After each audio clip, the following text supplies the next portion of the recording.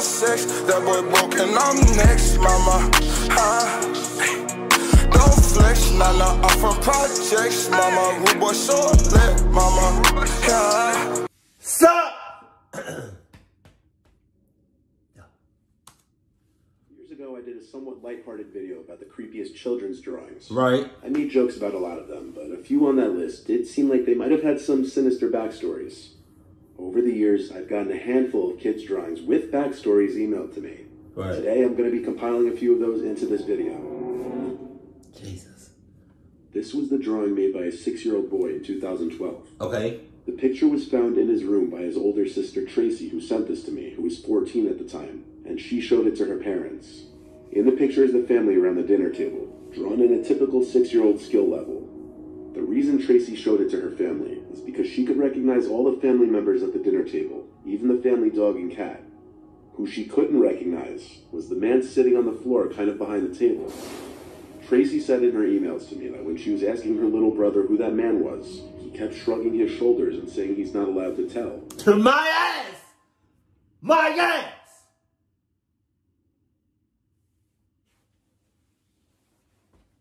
This the brother? Hey, motherfucker. What's up? What's up? What's up? What's up? What's up? What's up? What's up? What's up? What's up? What's up? What's up?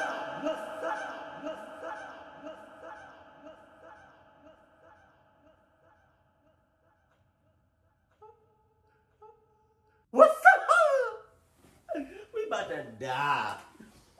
You can tell us. Either you don't tell us. Either you don't tell us.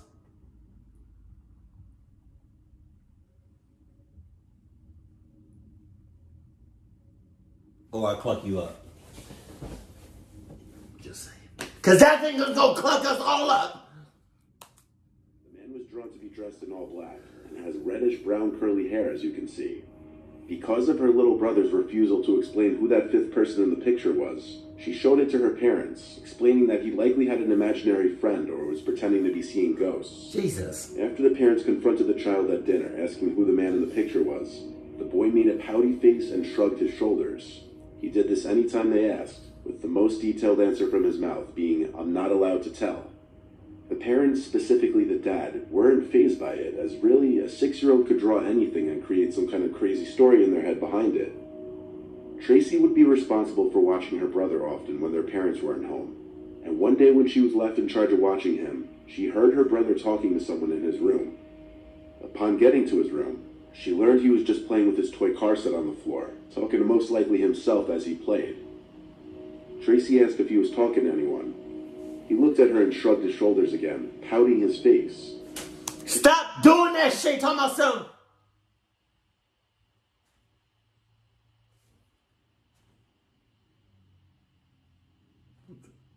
Stop doing that. Stop doing that. Please stop doing that. Stop. Jesus. God.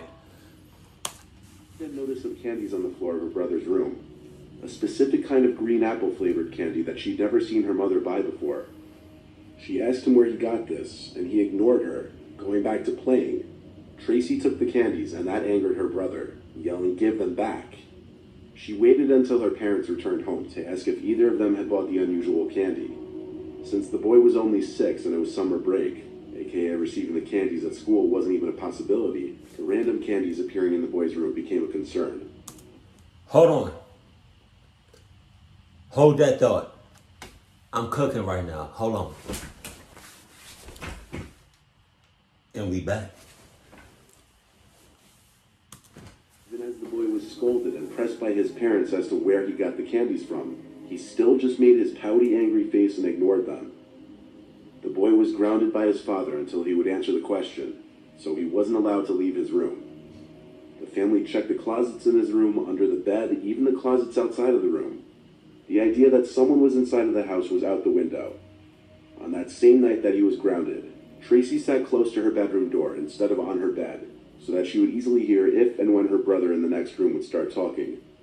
And sure enough, when he did, which to note was way past her brother's bedtime, She jumped up and ran to his room, opened the door, and saw her little 6-year-old brother standing at his open window, talking to a man who looked as though he were about to climb into the room. Tracy screamed for her mom and dad, causing the man at the window to flee, and her brother began to cry. Once Tracy told her parents that a man was talking to her brother through his window, the police were called. The boy still refused to talk at first, but with the police there, he eventually said that his friend told him not to tell anyone about him, or that he couldn't come and play anymore. When asked his friend's name and age, he said he didn't know. When asked what the two of them would do, the boy said he would come with snacks and candies for him and just play with toys. Pause. When asked how they met, he said they met in front of the house one day when the man stopped on his bike and gave him some candy. After offering to come back with more candies and snacks, Tracy's brother told him which bedroom window was his, and that's when this started. So you mean to tell me everybody in that household didn't see nothing at all? Y'all security is ass.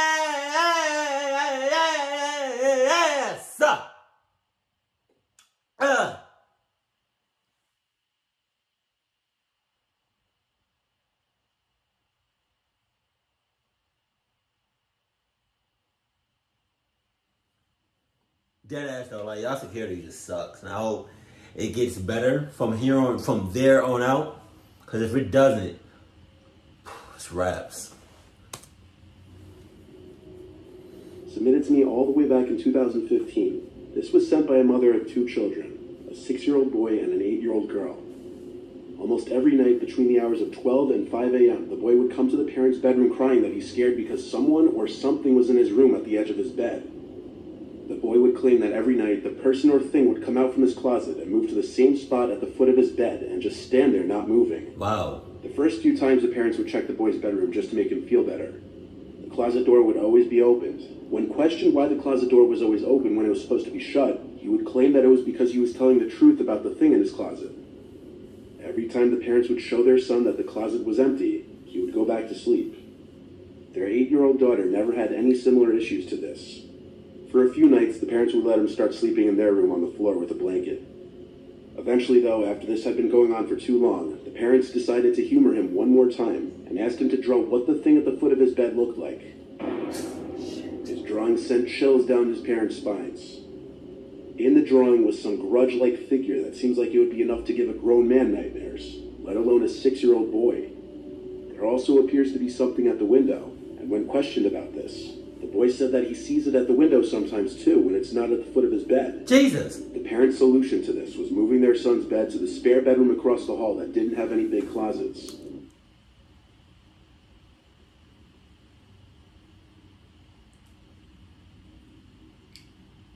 No, he didn't just say that. Just moving his bed. That shit doesn't even look human. Not near one of them. And you talking about moving his bed to a different room. How about moving locations? Send me your location. Psych, nigga! That shit hurt. How about just switching locations? How about just moving? You know what I mean? How about just getting a lifetime supply of Adidas? And Adidas protection. So that way, when you have the Adidas protection, plus Adidas insurance, you good. Because Adidas house protection protects you from your house all the way to 6 miles out. You good. You know? Top of the line. Top of the line. Because I bet you everything, if y'all had Adidas protection on your house, inside and out, y'all would have been living a good life. Not their problem. Nothing at all. Just saying. Y'all probably got like Nike protection, which is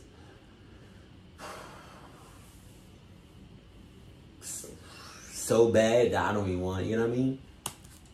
The mom who submitted this couldn't help but get a little creeped out herself at the drawing, and every time he would come crying to their room in the middle of the night. Jesus. This third and last one is a little different in that it's a mix of drawings and writing, and there's 3 different pages of it. This was found by the new babysitter of an 11-year-old boy named Rocco in Ottawa, Canada. Rocco! The babysitter, who I'll refer to as Alyssa, was needed while the parents of Rocco were away for a week. Rocco! According to Alyssa, Rocco was very quiet and kept to himself most of the time. Sus. He would stay in his room for a majority of the day. Wow. He would only come out to get food from the fridge or to go downstairs to play video games. Damn. Alyssa tried to befriend the child the first day, but eventually gave up after realizing Rocco either didn't like her or was just a very unfriendly, creepy kid in general. Rocco! Alyssa would spend the majority of her shifts doing schoolwork and watching movies. She knew Rocco had an obsession with guns because of the amount of toy guns he had.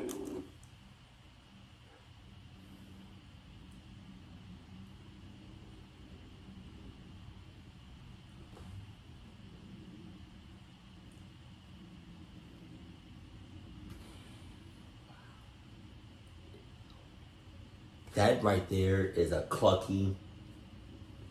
That's a natural born clucky. At any given moment, that's the person you do not want to bully or pick on or mess with in any bad way whatsoever. Come back, shoot that shit up on everything. I'm dead ass. Like, that's, wow, god damn it. That's, wow, this whole story just took a sharp left turn. That is a clock boy in the making. And it's happening right now. They would lay across the house in varying rooms. Oh my god. Ranging from Nerf guns to airsoft guns to varying types of toy guns. Oh my god. Alyssa had never been in Rocco's room yet, though. But one night, when Alyssa was having trouble sleeping, she heard Rocco sneak into her designated bedroom and was just standing by the doorway. She sat up in her bed and asked Rocco if something wrong. Rocco? And she just closed the door quickly, and she heard him running back to his room. That's not Rocco? The next day, Alyssa went into Rocco's room for the first time. Rocco wasn't in there and the light was off. This meant he was in the basement playing video games, as those were the only 2 rooms he'd ever be in, according to Alyssa. He didn't even seem to seek hanging out with friends. Sprawled out on Rocco's floor were a bunch of papers. The first piece of paper that caught her attention was this drawing of a handgun. God damn it. It wasn't anything really alarming. It just further demonstrated his fixation on guns. Yo, like, I'm sorry. My glasses are, I stepped on my glasses and now they're crooked. And usually it doesn't hurt my ears, but it's kind of like irritating the back of my ears the same way a mask does. Oh my god. She's literally witnessing a clucky. Just.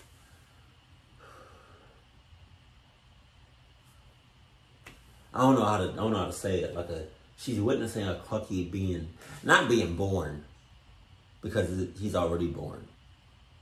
Being not taught. I don't know who taught him that shit.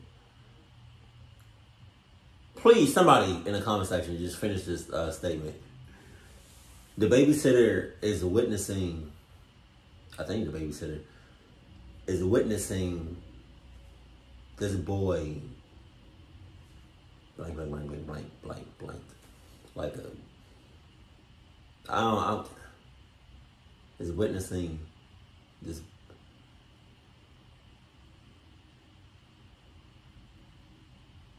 Is witnessing cluckiness at an early age? I mean, that makes sense, but that wasn't what I was looking for. Shit, God. This shit needs to stop ASAP.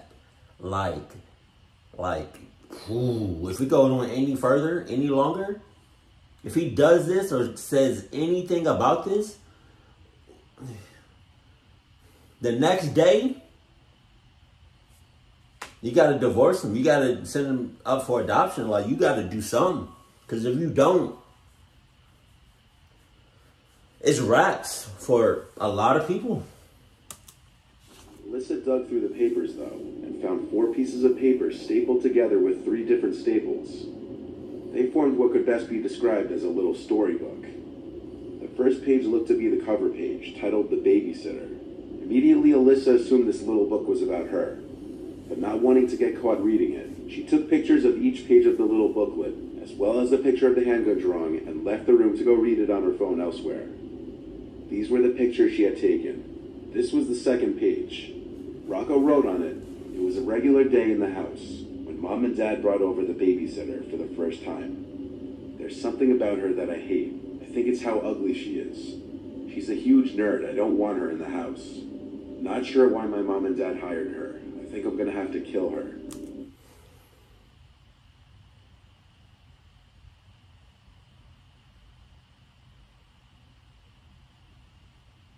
I don't care how old you are. You say that, I'm getting a cluck so clucking fast. So fast. I'm running as far away from this house, from this boy, so fast that I'm going to be so far out so quickly that that the boy is still going to think that I'm still in the house chilling because he's seeing my after image. That's how fast. With Adidas 26 millions on. Oh God, I lost when I said 26 million. Jesus, no, but that.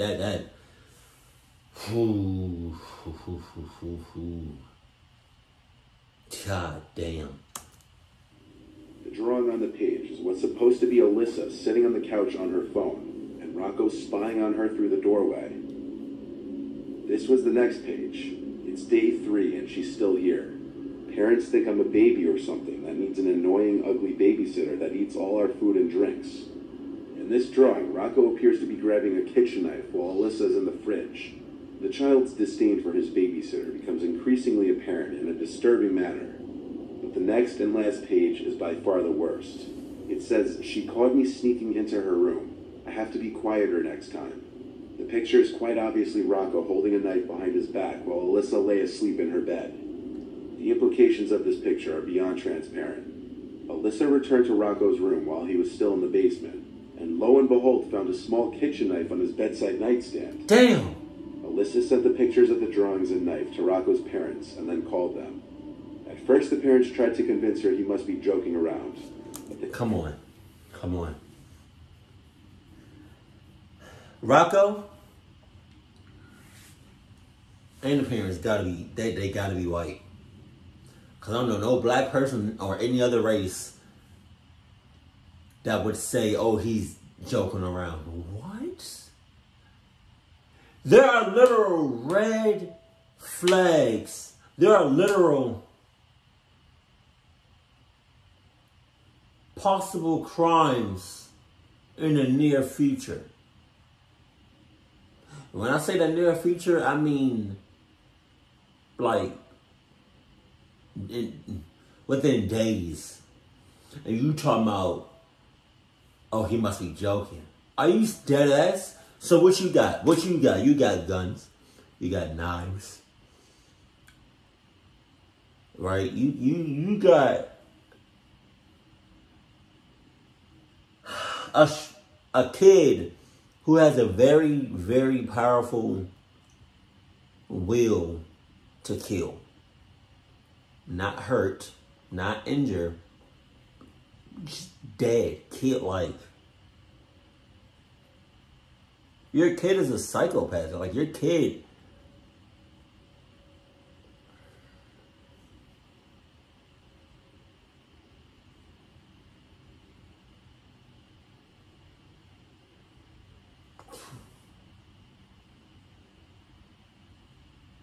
Maybe I missed it, but how did he get... How did the kid get like that? Was he talking...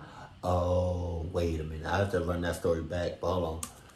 Apparently easily convinced that Rocco could have monstrous intentions. They had Rocco's grandmother take over that same day. Alyssa left the house never informing the police or any other authorities. My She ass! accepted her payment for the 2 weeks that night, and she accepted the parents' apologies, but not without recommending that they take their son to get some serious help. No shit. Lock him up forever. Put him in one of those straight jackets. Talking about some where he can't move for all of his life. Like dead ass. Like, oh my God. Okay, but hold on.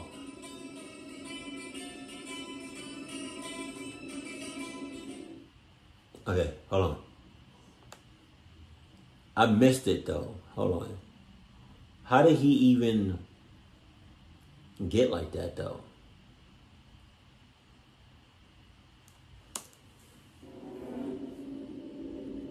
This third and last one is a little different in that it's a mix of drawings and writing, and there's 3 different pages of it. This was found by the new babysitter of an 11-year-old boy named Rocco in Ottawa, Canada. The babysitter, who I'll refer to as Alyssa, was needed while the parents of Rocco were away for a week. Right. According to Alyssa, Rocco was very quiet and kept to himself most of the time. Okay. He would stay in his room for a majority of the day, and would only come out to get food from the fridge or to go downstairs to play video games. Right.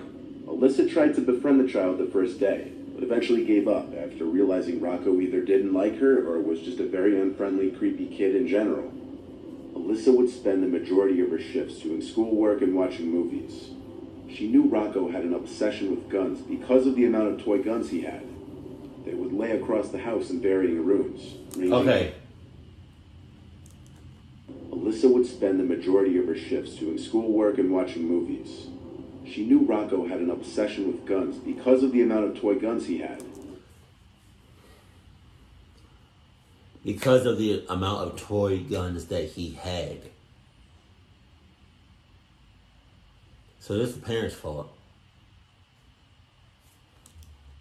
They would lay across the house in varying rooms, ranging from Nerf guns to airsoft guns to varying types of toy guns. Alyssa had never been in Rocco's room yet, though. But one night, when Alyssa was having trouble sleeping, she heard Rocco sneak into her designated bedroom and was just standing by the doorway. She sat up in her bed and asked Rocco if something wrong. Then she just closed the door quickly and she heard him running back to his room. The next day, Alyssa went into Rocco's room for the first time. Rocco wasn't in there and the light was off. This meant he was in the basement playing video games, as those were the only 2 rooms he'd ever be in, according to Alyssa. He didn't even seem to seek hanging out with friends. Sprawled out on Rocco's floor were a bunch of papers. The first piece of paper that caught her attention was this. Okay, so I'm at this point. Yo, I feel like this is because of the parents' fault. Because how do you just? Well, that's what I'm getting from the story. I don't think there was like, you know, like a spirit or something telling him, you know what I mean, about the guns and whatnot, about the evil shit that he's doing. So I think it was the, I want to say it was the parents.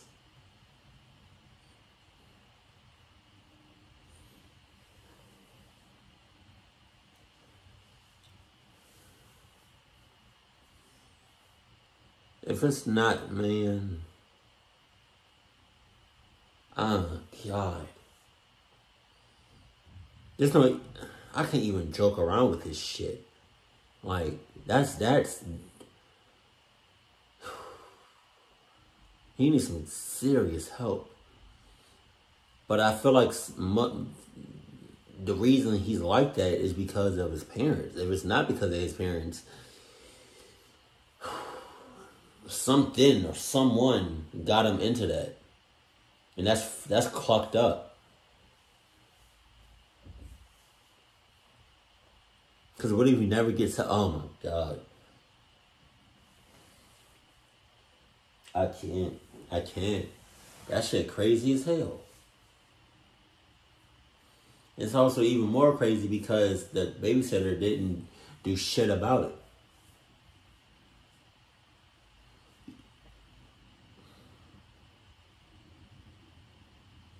Now she thought, not the babysitter thought, you know, money is everything to her, you know. Now she not the babysitter care about the money more than she care about her life, Oh, but we're not going to talk about that. Jesus. Parents, future parents, please listen to your kids. I don't care how old they are, just please listen. Please. And watch out for the signs. God damn. Keep it cool, keep it classy, and I love you. Stay happy. My favorite.